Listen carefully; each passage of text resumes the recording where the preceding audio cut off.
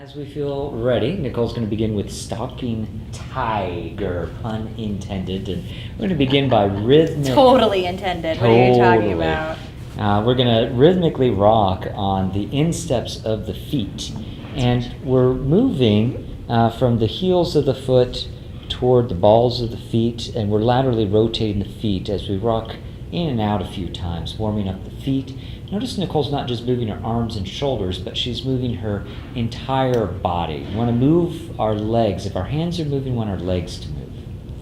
And then we're going to continue up the legs toward the shins.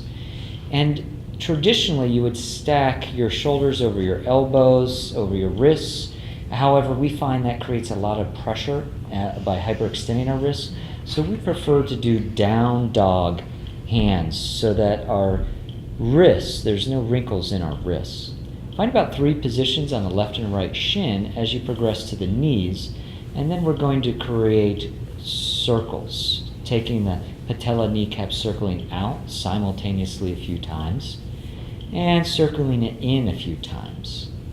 Now, if Nicole continued up the legs from the foot of the table, she'd look something like this, and her head definitely would not be over her heart, and oh my God, her back, her neck, her shoulders would be killing her. Just overreaching, overextending. So what we want to invite everybody to do is to walk to the side of the table. And we can continue to rhythmically rock, find about 3 positions from the quads to the hips as you continue that rhythmic rocking up and down the legs. Then we're going to return in the same fashion, rhythmic rocking at the knees. We simultaneously circle out and in a few times. And our first teacher in Thailand said to move as though you're a large cat stalking through the jungle. So whereas sports massage is really active and you're over here, over there, go, go, go, it's kind of like moving like a happy dog. Here you want to move more mindfully. So a couple things that I'd like to add. You want your table height enough so that if you wanted to get on the table instead, if you didn't want to walk to the side and you felt comfortable getting onto your table, you could easily get up onto your table. So that's the table height you're looking for, so that you can just easily get on and off without too much effort, without too much grunting or extra steps. So looking for efficiency of movement, whatever height that is for you. So if you wanted to, you could come onto the table and continue to stalk like a jungle cat.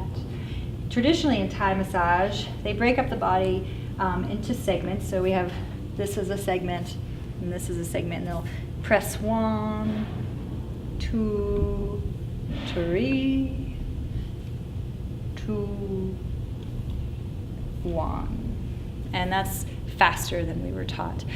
So we can palpate in that pattern if you like. If you have longer legs, shorter hand, or a little smaller hands, you may be palpating more, and that's fine, but that is a traditional approach. We're also working on the feet. Sometimes our clients have some knee pain, and this can be tough on their knees. So if that's the case for your client, you can also plantar flex instead, which will feel really nice to start to stretch in those tibialis anterior. So that's also another option if you're to protect the knees. Nice. Anything else you want to add to that? Can you also talk about the palm pressure and what part of your palms you're using? Okay, so for down dog, so you want to emphasize more the roots of your fingers. So you're not just dumping into your heel of your hand, where there's a lot of power, a lot of strength, but as you do that, you're going to compress into your wrists, and you'll also create a more pointed pressure, which could lead to pain and could lead you to flipping off muscle a lot. That's very painful. Yeah. So yeah, sorry. Stop, sorry. Nicole! Stop it. She's right. Where's It's the painful. meta? Stop doing that. So instead, consider working with the roots of your fingers, so you're pressing kind of down and up at the same time. So down and up towards the head and heart. Posterior and superior, toward the earth and floor, but also up toward the head of the table. That will also encourage, you can actually add more pressure with less effort by using the entire circumference of your hand. So looking to get the wrinkles out of your wrist, looking to find different ways to save your tools so you're not putting unnecessary stress on your body. never don't sacrifice your body for anybody else's. We're also going to work, and interrupt us anytime if you want any more information, but I'm going to focus on the soles, the bottoms of the feet, with bilateral kalatari, thumb pressing. This kalatari is energy line on the hands, feet. It actually circulates through the entire body. Nicole begins by thumb pressing into the heel, where the heel meets the arch, in line with the middle toe. And then she's going to continue working all along the line of one toe, in this case the big toe, circling the toe, and at the tip, add a squeeze. And then return to that point where the heel meets the arch of the foot in line with the third toe, and moving in line with the next toe, the second toe. And then you're going to thumb circle when you get to the base of the toe. We also call this money, show me the money, or coin rubbing when you're circling, and then add a squeeze at the tip. And then we return over and over toward where the heel and the arch of the foot meet in line with the third toe, then circling the base, the middle, the tip of the toe, and squeeze. Doesn't matter if you do this from a low position like Nicole is in, or if you do this in a standing position. Traditionally they use the thumbs, but if this bothers your body, you could also use your fingers instead. Or your knuckles. Or your knuckles, yeah. So the key is to make sure it feels good to give, feels good to receive. She's creating that rocking rhythmic sensation. Even in this half kneel position, she's still lunging a bit forward and back using her lower body. So we're going to make our way to the side body, supporting under the foot and knee, and we're going to go for nice range of motion. It can be small, it can be little baby circles, or you can start to make it a little larger, getting that hip off the table, seeing where they're willing to go and where they don't want to go. Notice, the hip, the seat come up and off the table to really maximize that range of motion of the head of the femur in the acetabulum. And then that can help set us open for supine tree pose. If you need to get a little closer, What if their leg is like bigger than your entire body? yeah, then you don't need to do it, or you can do it with your body on it. So bringing a leg on the table will bring you closer to their leg, so you have a little bit more stability, and then you're able to move it. And don't move it so far that you're overreaching. So only go as comfortable as you can manage, and still have like control, so that you're not losing it. And if you drop it, you can just tell them that's part of therapy. Exactly. Part of therapy, sir. Giant man. Yes. So great range of motion. And in general, we're going to learn a couple hours of techniques. So if you need to drop a half hour or so techniques, you still have plenty of possibilities. Oh yeah. In general, Nicole and I don't recommend lifting or hefting up. No, I just don't want to walk out sweaty anymore out of my sessions. Like, oh, like I worked. So if they're much heavier than you won't lift them, is Yeah. a suggestion. And you'll have plenty, the minority of stuff requires you to do this kind of lifting or holding. Mm-hmm. Moving into supine tree, we're going to bring the foot into the inner knee, and we're going to position our belly so that it is facing our work. And in this first position, we want to work with the top and the bottom. So for yes. some clients, they won't be able to do this. You might need a support, a bolster underneath your hip. You seem to be, Jasmine, you comfortable here? Mm-hmm. Okay, so for first one, let's do nice alternating palm press. Again, just kind of progressively increasing our pressure and progressively increasing kind of range of motion into stretch. I don't know if you mentioned if they were really tight and the knee was hovering. Put a pillow underneath it. You said that already. I did. You're so thorough. How come you're not hanging on every word I'm saying? Oh, no. Great, so up and down at least once. And then notice before Nicole was facing the head of the table because that's where her pressure was going. But now she's focusing on that bent knee, and we're going to alternate palm press away from the knee along the lower and upper thigh, and then back to the same side, back to the knee, rhythmic rocking. Then we can use what's called either butterfly hands Or lotus palms. Oh. So you choose, whatever you like. and find about 3 positions here. Now this might be one where you do actually bring your shoulders over your elbows, over your palms. There might be some wrinkles in the wrist, but make sure it's supportive, that your pressure isn't sharp. We're going to move toward hip opener 1. So Nicole's going to position Jasmine's leg so that the foot is into the hip crease, into her hip crease. She's in a lunging position, and she's, again, facing the direction she wants to move. Now, So it'll be different, too, with your table height. So if your table height is higher, that foot might be in your ribs. If that table height is lower, it might be below your ASIS. So just keep in mind where your table height is. You just want to have it in a spot where it feels like you fit together, where you feel comfortable, where it's not like, where she doesn't feel like she has to hold herself up. And then I'm not all the way down here, because then she feels like, oh, I got to hold myself up. So I come up to the first line of resistance, that first little bit of pushback, where I feel that we're both kind of in tensegrity together.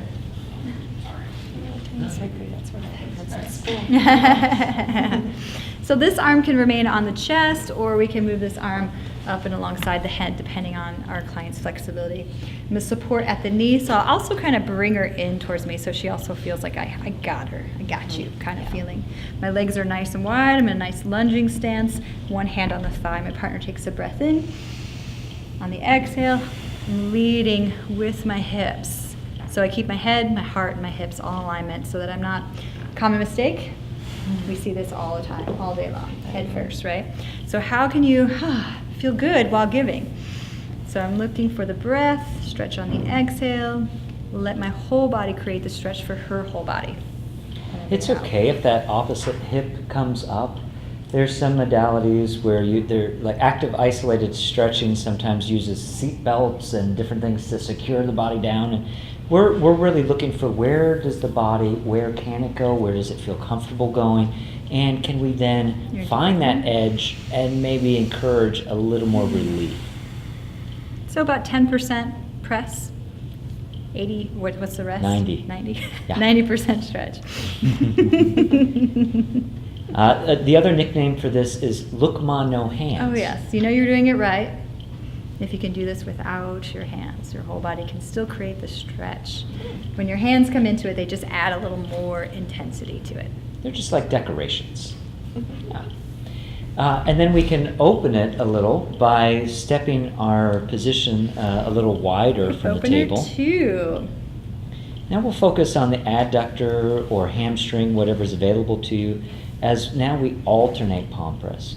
So last time, because Nicole was doing both pressure and a stretching at the same time, she coached Jasmine to exhale on the pressure and stretch. But when you're alternating your pressure and your stretching, then you don't have to be so concerned with coaching the breath.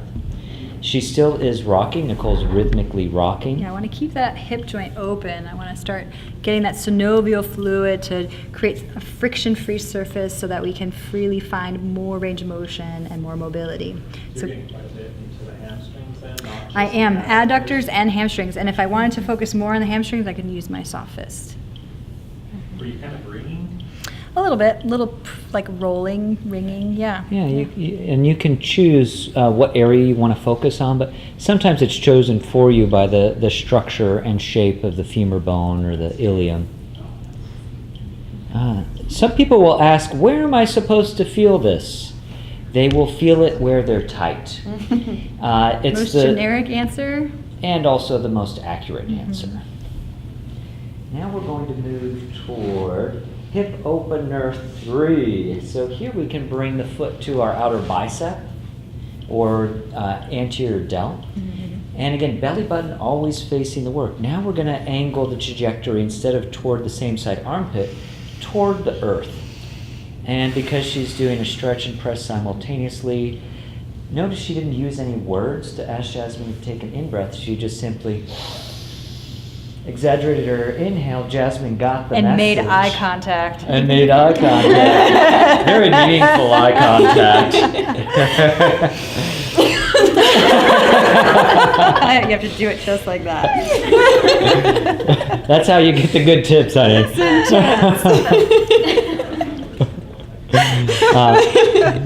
So Oh my God, of course, now I being feel weird. I can't professional look at in your Jess. sessions. We can have fun together because we know our therapeutic boundaries. But yes, We know. working the lower, middle, and upper hamstrings and back. About Here, 3 1, positions. 2, 3, 2. It was the 1. nostril flaring that got me. Yeah. Yes. So how would you do this on someone with low back pain? Because I think that for me would kill my back. Yeah. Nicole is progressing. So she's not going into the deepest one first. She gets the setup. She begins to move into it, and she's also noticing what's happening. How is my client receiving this? If I see them start to if she's clench, pushing at me to like get out of this, I'm not going to go there. Or if I do, I'm mostly here is where I found out where I could go and not go comfortably. So how do you know the difference between someone who doesn't relax very well and someone who is actually resisting? There's pain in their face a lot of times, and sometimes you there's- need more information. You need more, yeah, you can't tell So the you difference. you can ask. Because they're so intertwined, pain They and are. holding, like it's so intertwined, like, yeah, so breath is a big part of it. So if they're able to breathe through the stretch, then I know I'm pretty safe with it. If I notice that she's holding her breath while I'm stretching and I coach her to breathe out and she still is like, right? If she's doing that, I'm gonna back away with my pressure and also start to coach my client to experience rolling from one breath to another. And usually I have to do that with less pressure. And not just using the breath as the body intelligence cue, but where is the current state of ease or non-ease in the body? So if they're like kicking you Yeah, away I'm and they're not gonna forcing, force myself. You're going to check in. Okay, I notice that you might be feeling a little nervous about this range of motion. Would you be willing to allow that leg to be totally relaxed like I have it? Or do we need to back off and do a modification? Mm-hmm. So not all of these techniques are going to be indicated for all client populations. And then finding out where are you feeling and experience this stretch. Because if there's so much pain that they're only feeling in their low back, then I might not find it as an effective way to help release the low back. You might also be surprised. I recommend, I hear that you imagine this might be too much for your low back. And I recommend you have your partner go into it slow because you might be surprised at what you can do. So yeah. we find generally that insight follows experience. So until we know how it's going to be or what the results are going to be like, sometimes we have to actually go through it before we get a clear sense of if it's going to be right for us or not. And sometimes just changing the angle, going more towards a 45-degree angle versus a 90-degree angle might change the experience in your low back, your SI joint. I don't even feel it in my back. I think feel you'll it find in that my it's TFL. actually pleasurable for your low back to might move in this direction. And it'll add more, that SI joint is a synovial joint, so any opportunity to start moving it is only going to emit more synovial fluid, which will create less friction, less resistance. So that's why we keep this moving here. I'm warming her body up slowly for those bigger, deeper stretches. It takes about 10-15 minutes for the body to start emitting enough synovial fluid where we get to feel that fluidity in our bodies, in our movements. So Yeah, giving my client a chance to get that going. And then introducing those bigger, more dynamic stretches where that might be a little like, oh, I don't know if I can do that. And then pleasantly surprised, like, wow, I didn't know I could do that. Maybe I'd need to do that more often. Maybe that's good for me. I like that. Then we start getting there, which is fun. Let's move into little lumbar twists. We're going to cross the foot up So and first, we'll do this in progression. So first light is on the table next to the knee, deep breath in. On the exhale, I'm just going to bring that knee up, just like kind of little bit of traction, and then across. So I just want to see where she goes. So light, pretty flexible. Feels really good. Medium, I can bring it in more towards the chest. Deep breath in again. And on the exhale, I'm going to kind of rotate that leg, bring the heel closer to the glute. Medium stretch, would you say? I don't really feel it. Oh, okay, cool. And then deep, you got all these little surprises in your hips. Deep, bring the leg closer to you, and then you can either stay here or walk onto the other side, depending how long or heavy that leg is. You might want to be on the other side. Deep breath in. On the exhale, we can add another little gentle stretch. And then we can hang out here. can offer some rocking rhythmic sensation. So she's pressing on the anterior deltoid or the biceps as she's doing this opposite alternating pressure. I can also just focus on this IT band, adding that rolling pin, press and roll. Give that a try on your own thigh. It feels really good. Start with your palm down and then roll to a palm up. That does feel good. We do this, I do this in every session. I use rolling pin, whether it close or we're doing skin to skin with lotion oil, then you get the extra option to glide, slide. I find that people love this kind of pressure. Sometimes that low back needs a little coaxing to get over. So sometimes if I'm on the other side especially, I'm just going to go over since you can see that. I can begin to hook into like a lamina groove on the side of the spine that's closest to the ceiling, and then just begin to gently rock it. And sometimes it'll coax the low back into softening, into relaxing a little bit, and also creates a nice little kind of triggerish sensation for the body.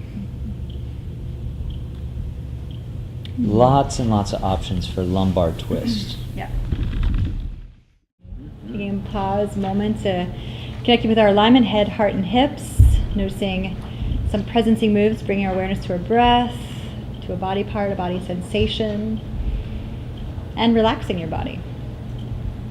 And when you're ready, we're going to skip over, in your handout, we're going to skip 16 and 17 because they bring the feet over the head and their belly work. So we'll wait for a little digestion to go by before we do that to Crystal.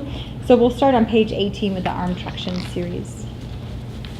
All right, here, we'll take a seat on the table, grab on either side of the wrist, And bring it in, I was just going to say, when we sit on the table, that a lot of times when we learn beginning massage, they say no secondary contact, right?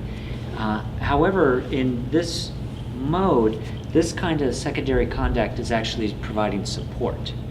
And in shiatsu, they talk about a mother hand and a son hand. So a mother hand would support an acupoint, and the son hand would move around. So like the mom stays at home, the son goes explores the universe kind of thing. When we do this kind of contact, this is like another sense of a mother hand. You're providing support, stability, I gotcha. And it feels totally different, both for you and your partner, than just being a half an inch away. So do kind of nestle in, because that's both supportive for your body and for your client's body. And I'm sorry, you were saying invert your foot. So with the inverted foot on the top of the bicep, you're not in the axilla, but you're on the top of the arm, just on top of the bicep. You're going to grab the wrists with either hand. Do you mind if I undo this just for now? Okay, great. And then gently begin to traction that arm away from the ear. And you're not pushing your foot anywhere. You're keeping your foot, your toes up towards the ceiling, the foot inverted. It's too much on the And wrist. you're going to, as you lean back, bring the arm to be like to wrap around the foot, your foot. Act like a fulcrum for the body to wrap around. So far, we've been kind of rocking in, rocking out. We've been working with the exhale or doing alternating pressure. Here's another style of stretching. This is more myofascial, where we're going to hold. And again, the myotatic or the stretch reflex is overcome when you hold at least 20 seconds. Seems like about 30 seconds or so for some Could be people. up to 45 seconds. I feel like I've waited. Mhm. Yeah, sometimes 90 seconds. But generally at least 20, 30 seconds. And my foot is soft, so you want to make sure with the inverted foot that you're not stepping on the gas and that you don't have a hard foot. Because if I have a hard foot, that's going to feel very uncomfortable. Also, if they're healing in their wrists or they have sensitive wrists, you can also have one hand on the forearm as well. Would you like more or less, or is that That's probably good. about it? Yeah. So the stretch, where are you supposed to feel it, you guys? Wherever you're tight. So it might be the wrist, it might be the forearm or elbow, deltoid tuberosity, the AC joint, and the shoulder. Sometimes folks even feel it in through their scalene, even their masseter or TMJ, sinuses. We've had sinuses clear with this technique. So keeping in mind that all the 50 trillion cells of your body are interconnected to one another through the fascial web. So what you do to one area impacts the localized adjacent areas and beyond. All right, ready? Yes. All right, we're gonna bring the arm out like a wing for arm traction 2. So letting this go gently. This time, we're bringing the arm out like a wing, palm facing up, and you're gonna bring your lower foot onto the table and press your partner's lower rib Push it. away from you. So firmly press your partner's lower ribs away from you. Bring both hands to the arm or hand. And I just wanted to mention the ball of the foot is over the heel. Again, no plantar flexion. And keep your foot very, very soft. You're looking for where your tool, in this case your foot, perfectly contours to their body. So even if I was just an inch lower, it wouldn't feel as stable. Do you feel that? How that doesn't feel the same. So you're looking for where do the puzzle pieces, where's the airtight seal between whether it be a palm or a foot or a forearm, meet perfectly with what you're up to. I'm coming over. Great. I'm going to support both sides of her wrist, inhaling here, Crystal. And this takes everything. Exhale, this is going to take my balance, my flexibility, and my strength as I do a one-leg squat. And I'm going to hang out here for a bit. I didn't push my foot. Once I tractioned the arm posterior and distally, I didn't push my foot into her ribs, but via pulling her arm toward me is going to press or add a little compression of her rib cage into my foot. So I just want to clarify for these two that you're not pushing your foot into the body, but you're drawing the body into the foot. It's a totally different experience, and you'll be able to get a lot more release a lot easier if you allow the body to meet your resistance rather than pressing your resistance into the body. Arm traction. That might just be one breath, depending on your flexibility. Yeah, it's nice. You get a nice stretch there. Supporting both joints, elbow and wrist for arm traction 3. We're just going to bring the arm up overhead or at a 45-degree angle you choose. Inhale. And again, we like to create the stretch on the out breath because our body automatically is wired to release on the out breath. We release 70% of our metabolic wastes through our exhalation. So going number 1 and 2, that's less than 30%. Really? Yeah. Yeah, 70% of our metabolic waste. So if you're not breathing fully, if you're not exhaling all the way, you're keeping that junk, that stagnant air in your bloodstream, and oftentimes you're acidifying your blood. You're oxidizing your blood. This is why breathing deeply helps to alkalinize your bloodstream. So you can play with the angle. Right now I'm moving kind of in a superior direction, but I could just as soon follow her in-breath and bring it, make a little more of a lat stretch, or I could bring it more to angle this direction. Again, I'm not doing an upright row, I'm not shrugging here, I'm simply dropping my center of gravity, my pelvis, and I'm imagining like a cord of energy from my hips toward whatever area we're working with, and as my hips sink like an anchor, the ship just comes along for the ride. Yeah. If you're working with, older people that don't have as great a range of motion, or if you're bringing it quite up, would it still be beneficial to do it? Yeah, you just modify. So find the range of motion. So if they were really limited, maybe I'm doing the same idea from here. Yeah, not everybody's going to be able to bring the back of their deltoid, posterior delt to the ground. Yeah, it may be more like a traction than a stretch. And it may be range of motion that you're doing, and that's more movement than they've had in years. So that could be very effective and very beneficial. So if you have an area of vulnerability, that's when you're checking in.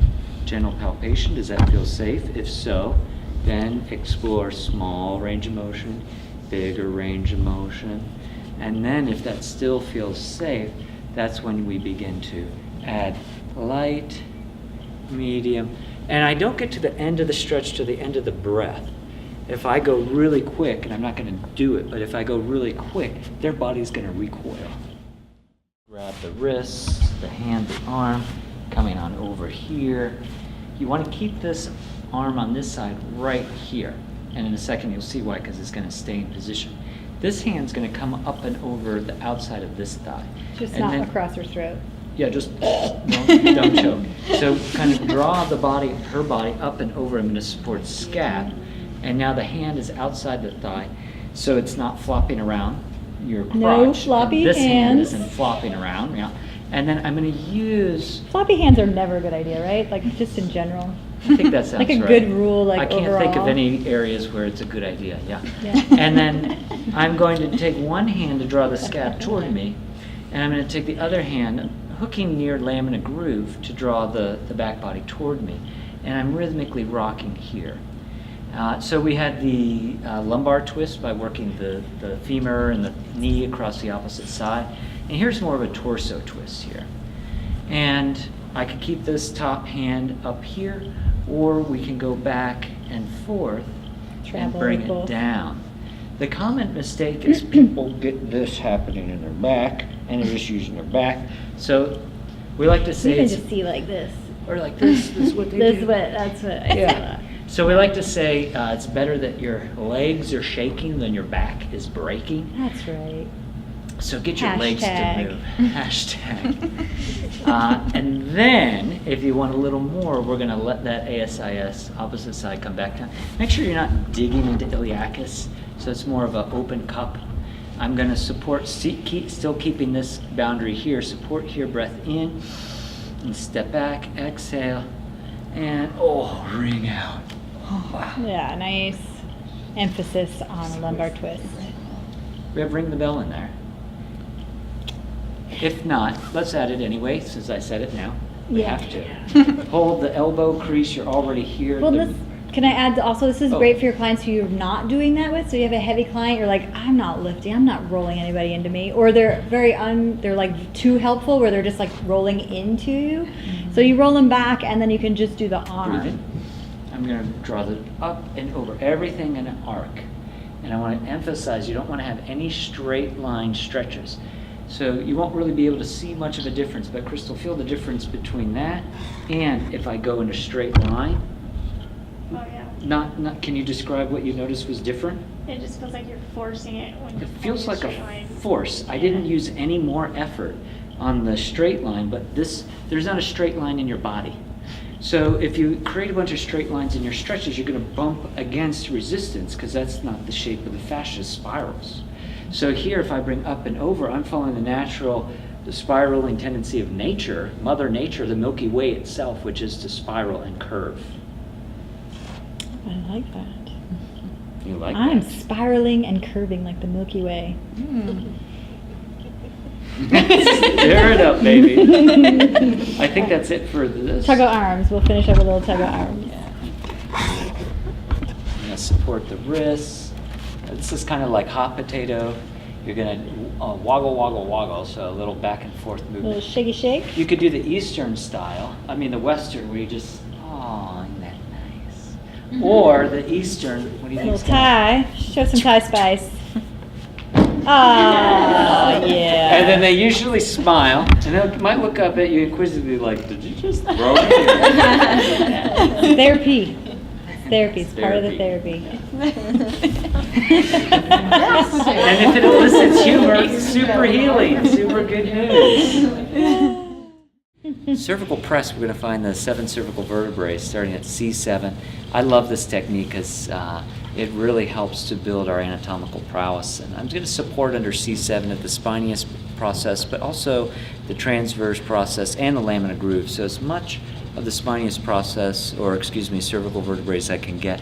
And as I acquire it, I'm going to press or direct it anterior. And I'm going to move up each vertebral level from C7 to C6. You can see the body of the vertebrae press in toward the back of the esophagus and trachea. Usually you'll see a gentle little exaggeration of the lordotic curve in the cervicals. C5, 4, 3. Counting each of the vertebrae. This is both an assessment, so you can notice where does it feel like there's marbles. Usually those aren't actually knots in the neck. I find that oftentimes they're subluxated vertebrae and there's a transverse process pointing back at me where there should be a spinous process. So notice where things feel a little out of alignment, so you can assess, but it also addresses that area, and we can add quite a lot of stimulation.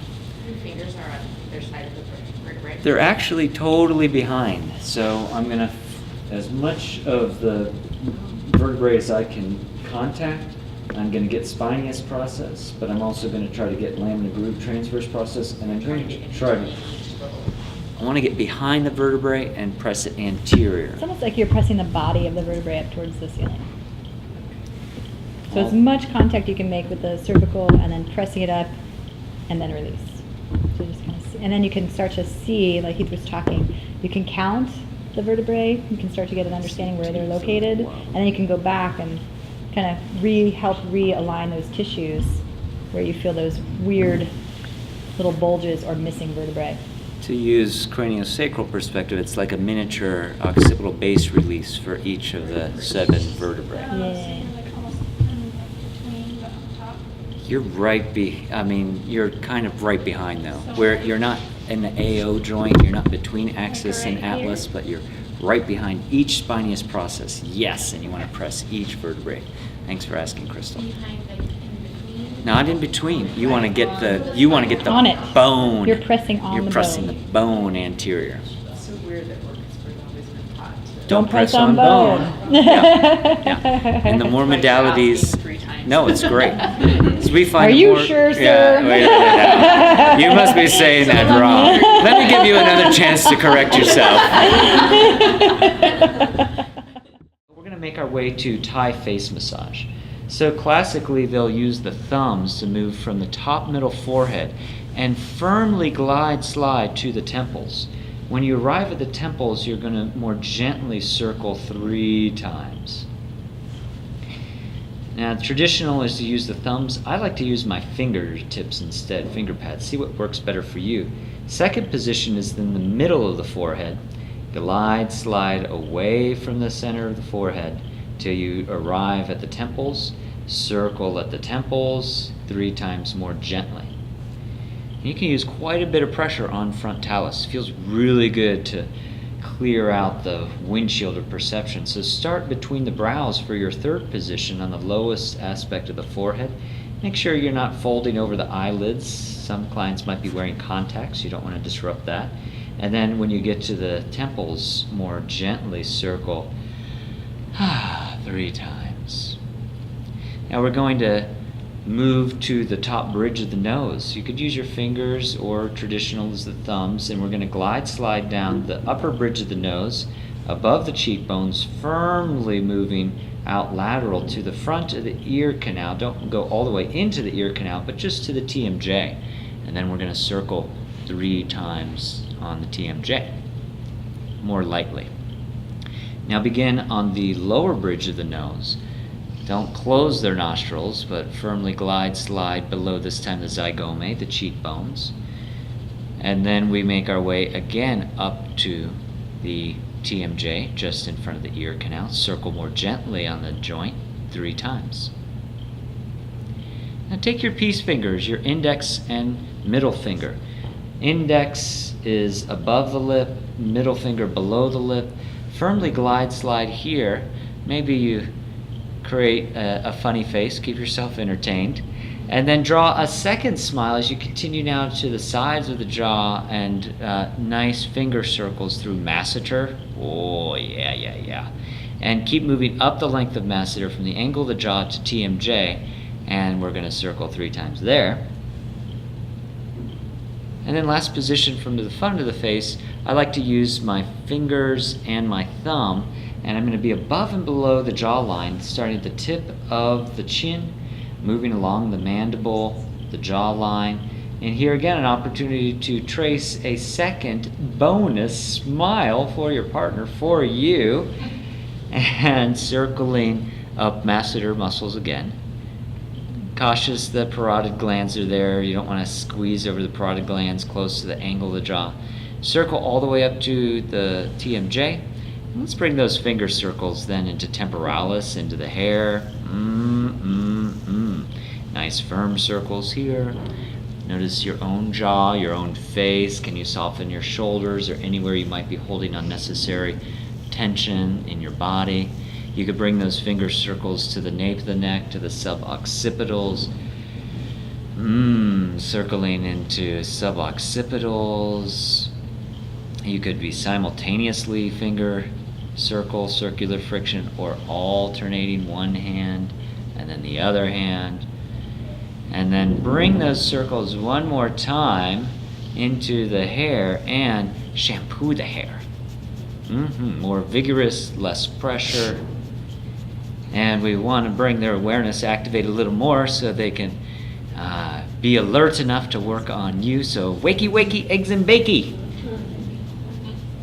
And whenever that feels complete, maybe finding a closing contact, you could ground at the feet, or maybe use one of those points at the crown or at the third eye to just hold for about 3 deep breaths, letting go of whatever just happened or didn't happen, setting that intention.